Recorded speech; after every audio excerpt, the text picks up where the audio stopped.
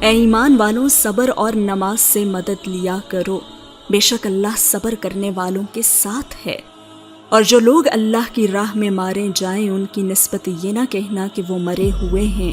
وہ مردہ نہیں بلکہ زندہ ہیں، لیکن تم کو شعور نہیں۔ اور ہم کس قدر خوف اور بھوک اور مال اور جانوں اور میووں کے نقصان سے تمہاری آزمائش کریں گے، اور صبر کرنے والوں کو بشارت سنا دو کہ ان لوگوں پر جب کوئی مصیبت واقع ہوتی ہے تو کہتے ہیں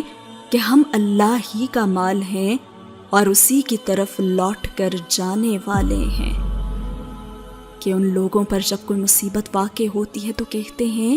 کہ ہم اللہ ہی کا مال ہیں اور اسی کی طرف لوٹ کر جانے والے ہیں۔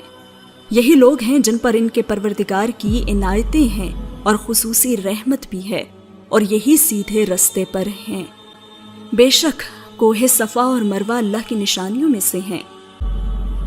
تو جو شخص خانہ کعبہ کا حج یا عمرہ کرے اس پر کچھ گناہ نہیں کہ دونوں کے درمیان چکر لگائے، بلکہ یہ ایک نیک کام ہے، اور جو کوئی نیک کام کرے تو اللہ قدردان ہے، دانا ہے۔ جو لوگ ہمارے حکموں اور ہدایتوں کو جو ہم نے نازل کی ہیں کسی غرض فاسد سے چھپاتے ہیں، باوجود یہ کہ ہم نے ان لوگوں کے سمجھانے کے لیے اپنی کتاب میں کھول کھول کر بیان کر دیا ہے، ایسوں پر اللہ اور تمام لعنت کرنے والے لعنت کرتے ہیں۔ ہاں جو توبہ کرتے ہیں اور اپنی حالت درست کر لیتے ہیں اور احکام الہی کو صاف صاف بیان کر دیتے ہیں تو میں ان کے قصور معاف کر دیتا ہوں، اور میں بڑا معاف کرنے والا، بڑا مہربان ہوں۔ جو لوگ کافر ہوئے اور کافر ہی مرے ایسوں پر اللہ کی اور فرشتوں کی اور انسانوں کی سب کی لعنت، وہ ہمیشہ اسی لعنت میں گرفتار رہیں گے۔ ان سے نہ تو عذاب ہلکا ہی کیا جائے گا اور نہ انہیں کچھ مہلت ملے گی۔ اور لوگوں تمہارا معبود ایک ہی معبود ہے، اس بڑے مہربان اور رحم والے کے سوا کوئی عبادت کے لائق نہیں۔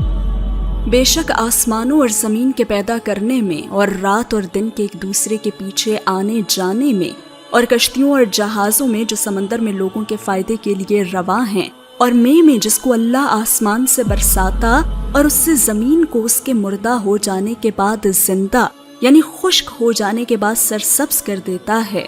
اور زمین پر ہر قسم کے جانور پھیلانے میں اور ہواؤں کے چلانے میں اور بادلوں میں جو آسمان اور زمین کے درمیان گھرے رہتے ہیں، عقل مندوں کے لیے اللہ کی قدرت کی نشانیاں ہیں۔ اور بعض لوگ ایسے ہیں جو غیر اللہ کو اللہ کا شریک بناتے ہیں اور ان سے اللہ کی سی محبت کرتے ہیں، لیکن جو ایمان والے ہیں وہ تو اللہ ہی کے سب سے زیادہ دوستدار ہیں۔ اور اے کاش ظالم لوگ جو بات عذاب کے وقت دیکھیں گے اب دیکھ لیتے کہ سب طرح کی طاقت اللہ ہی کو ہے،